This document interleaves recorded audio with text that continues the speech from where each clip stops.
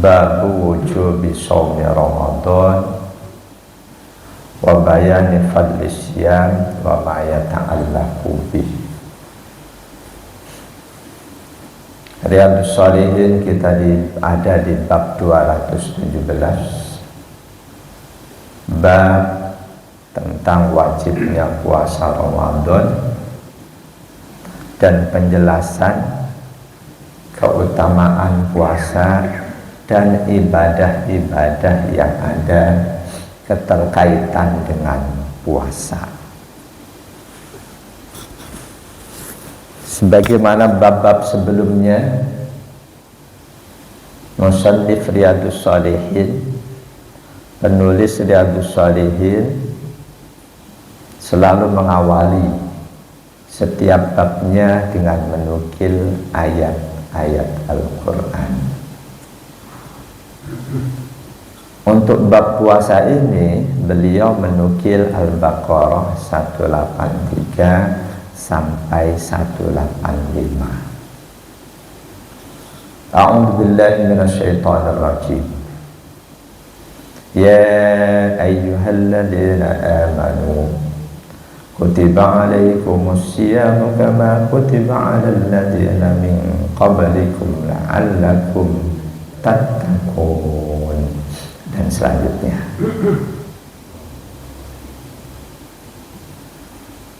wahai orang-orang yang beriman, kutiba alaikumus syiyam, diwajibkan atas kalian berpuasa.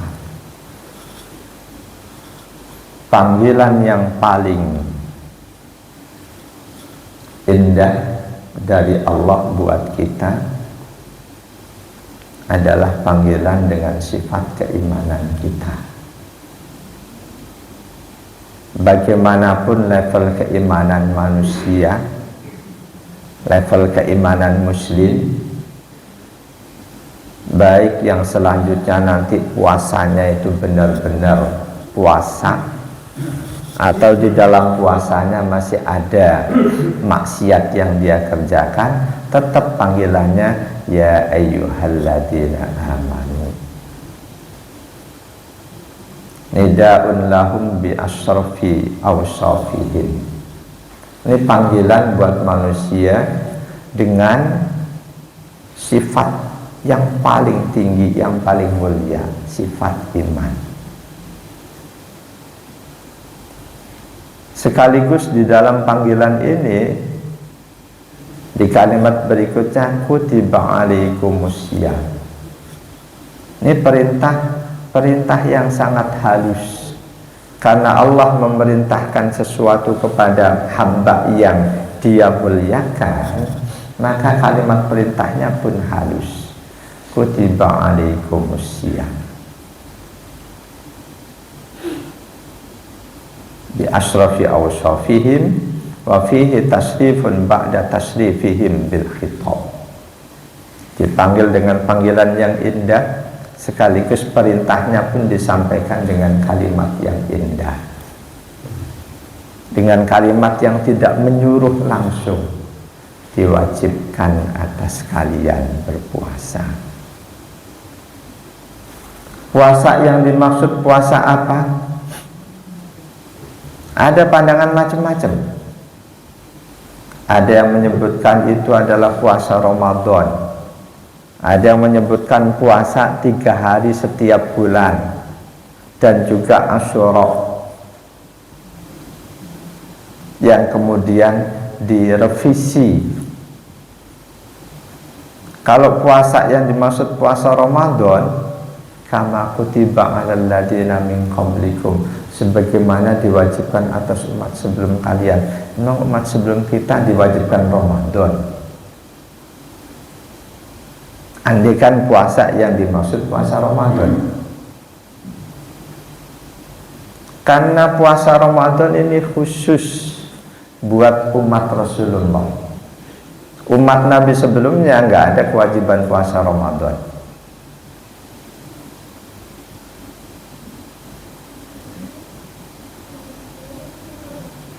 Adanya kalimat kama kutiba 'alal ladina min qablikum. Tujuannya fihi hamlun lisaqlihi 'alan nufus li'anna al-amra asyaqa idza amma sahula ta'atihi. Untuk lebih meringankan, diwajibkan atas kalian puasa seperti diwajibkan kepada umat sebelum kalian. Kalau kita merasa hal ini cuma kita sendiri yang melakukan, kita akan merasa berat banget. Begitu ingat umat sebelumnya juga diwajibkan, rasa berat itu akan berkurang secara otomatis, karena merasa toh nggak cuma kita yang diwajibkan oleh Allah, tapi umat sebelum kita juga diwajibkan. Ya mungkin contoh kecil, seorang anak suruh kerja ngangkutin apa, merasa berat. Begitu dia ngelihat ternyata banyak teman-temanku yang juga ngangkutin hal yang sama, rasa berat akan berkurang dengan sendirinya, karena merasa banyak teman melakukan hal yang sama. Nah, kalimat ini digunakan oleh Allah, kama kutiba 'alal ladina min qablikum, tujuannya supaya rasa berat dalam hati orang yang mau puasa itu bisa berkurang. Awalnya berat, begitu ngelihat teman jadi agak enteng. Ketika sudah merasa enteng, kita nikmati, teman sudah berhenti, kita masih jalan terus, rasanya sudah enteng. Orang lain puasa cuma berapa hari, kita awalnya berat, ingat mereka juga puasa, merasa enteng. Ketika kita sudah nikmati, sebulan jadi nggak terasa. Karena itu kenapa puasa Ramadan sebulan kok nggak terasa berat, sedangkan puasa Senin Kemis kok rasanya lebih berat? Karena nggak banyak teman yang melakukan.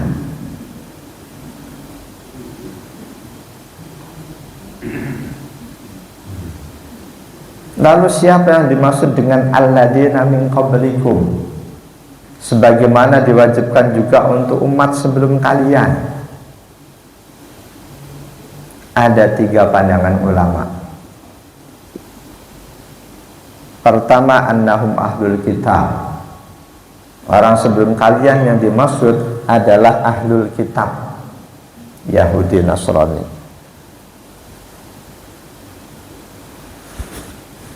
Ini sumbernya dari Abdullah bin Abbas. Yang kedua, annahumun nasara, orang-orang Nasrani. Yahudinya nggak termasuk. Ini pandangan As-Sa'bi, Ar-Rabi'. Yang ketiga, annahum jami'u ahlil milal, seluruh orang-orang yang beragama. Ternyata setiap agama itu ada puasa, meskipun agama itu bukan agama samawi. Umat Hindu ada puasa, umat Buddha ada puasa. Boleh jadi mereka yang bukan agama samawi, bukan Yahudi Nasrani kok puasa juga, mungkin jiplak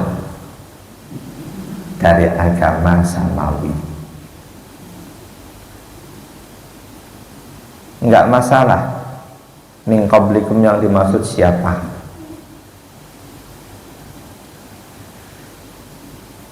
Selanjutnya,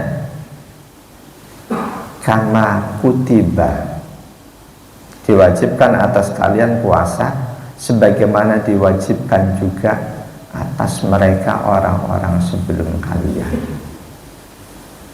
Tasbih, penyamaan di sini, penyamaan dari sisi sifat puasanya, dari sisi jumlah hari puasanya, atau dari sisi apa? Ataukah cuma dari sisi kewajibannya saja? Sifat puasanya berbeda. Dalam menafsirkan hal ini, ulama tidak satu pendapat, ada 2 pendapat. Yang pertama berpandangan anna tasbiha fi hukmi shaumi wa sifatihi la fi adadihi. bahwa kesamaan yang dimaksud sebagaimana diwajibkan atas umat sebelum kalian itu dalam hal hukum puasa dan sifat puasa, bukan dalam hal jumlah hari puasa.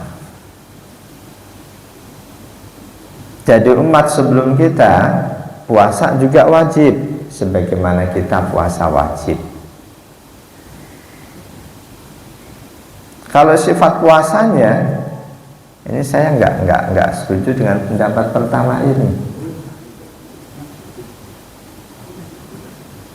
Pada mulanya sifat wajib puasa buat kita sama seperti buat umat sebelumnya pada mulanya.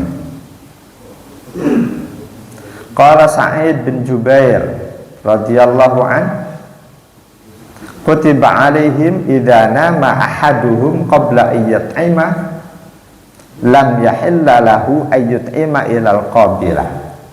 Umat sebelum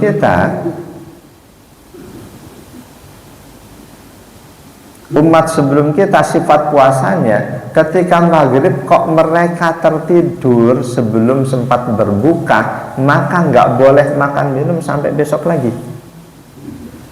Dan ini pada mulanya berlaku juga buat kita.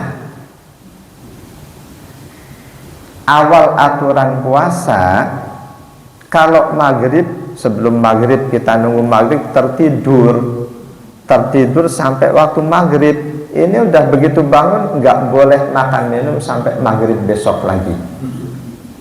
Ini awal aturannya. Termasuk awal aturan yang lain, wan nisa wa alaihim haramun lailatas syiyam. Malam-malam selama wajib puasa itu istri haram. Ini aturan seperti ini pada mulanya berlaku untuk umat sebelum kita. Yahudi Nasrani kalau puasa non-stop berapa hari ya, dari awal sahur nanti buka-buka hari terakhir.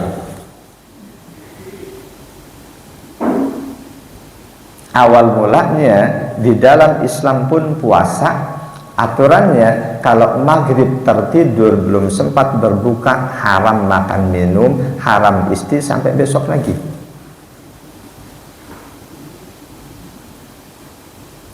Waqad arkhasalakum. Selanjutnya aturan sifat puasa yang memberatkan itu tidak Allah berlakukan buat kita. Tidak Allah berlakukan buat kita. Fa'ala hadza takunu hadil ayatu mansukhatun. Karena itu ayat kutiba alaikumusiyam kama kutiba, sebagaimana diwajibkan atas umat kalian, jika yang dimaksud itu aturan puasanya, sifat puasanya, ada berpandangan bahwa 183 itu dinasah dengan ayat 187. Uhilla lakum lailatas syiyam rafasu ila nisaikum, dan selanjutnya.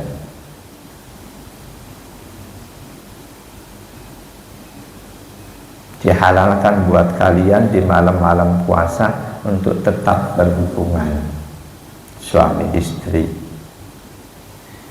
Tapi ada juga yang menilai bahwa ayat ini bukan menasah. Fa innaha faraqat baina shaumi ahlil kitab wa baina shaumil muslimin. Dengan Al-Baqarah 187 itu sifat puasa kita umat Islam dengan ahlul kitab menjadi berbeda. Jadi pada mulanya sifat puasa dan kewajiban puasa sama antara muslim dengan ahlul kitab. Puasa wajib, sifat puasanya seperti itu. Selama puasa malam-malam haram istri. Selama puasa jika maghrib kok nggak buka dalam posisi tidur, maka haram makan minum sampai maghrib besok pada mulanya. Tapi selanjutnya aturan buat kita dirubah. Dan itu setelah kejadian ada sahabat Nabi yang pingsan karena kerjanya berat, ketika nunggu maghrib tertidur. Istrinya sedang pergi nyari makanan buat buka. Ketika sang istri pulang, lihat suaminya sudah tertidur, sang istri pun langsung, ya kamu gimana sih? Besoknya si suami ini pingsan di hadapan Rasul. Rasul dapat informasi karena semalam dia nggak sempat buka karena keburu tidur. Dari situ Rasul merasa, kok aturan puasa ini berat banget, tapi beliau pendam dalam hati karena Rasulullah itu nggak mau protes aturan dari Allah, tapi Allah Maha tahu. Karena hal itu selanjutnya Allah turunkan ayat aturan baru buat umat Islam dalam puasa, wa kulu wasrabu hatta yatabayyana lakumul khaytul abyadu minal khaytil aswadi minal fajr summa atimmus siyama ilal lail wa la tubashiruhunna wa antum aakifuna fil masajid. Silahkan kalian makan, kalian minum, walaupun sudah tidur enggak ada larangan, hatta yatabayyana lakumul khaytul abyadu minal khaytil aswadi minal fajr, sampai datang waktu fajar, itu baru betul-betul terlarang. Itu aturan terakhir dan aturan yang berlaku dalam puasa kita sampai kiamat nanti. Andaikan nunggu maghrib kita tertidur, bangun-bangun udah deket isya, silakan makan minum, nggak ada larangan. Baru akan dilarang ketika besok terbit fajar. Bahkan walaupun masjid-masjid sudah teriak-teriak imsak, imsak, imsak, masih boleh selama belum terbit fajar. Jangan membayangkan terbit matahari. Beda terbit fajar dengan terbit matahari. Jadi waktu awal kita harus menahan diri dari makan minum ketika terbit fajar. Duluan mana terbit fajar dengan waktu subuh? Ya bareng sama persis. Tapi kadang beda dengan azan subuh. Beda dengan azan subuh. Jadi jangan terlalu berpatokan dengan azan subuh.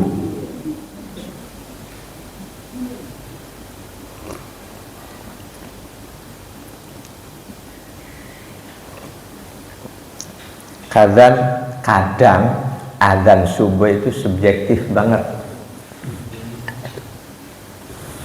Kalau muadzinnya kesiangan 10 menit baru azan, kita masih asik makan minum nunggu tuh al-insanul kamil belum azan, kita makan, begitu udah rasa puas, kok belum azan sih ya, bila jam lah udah kelewatan. Gimana puasa kita? Sah atau tidak?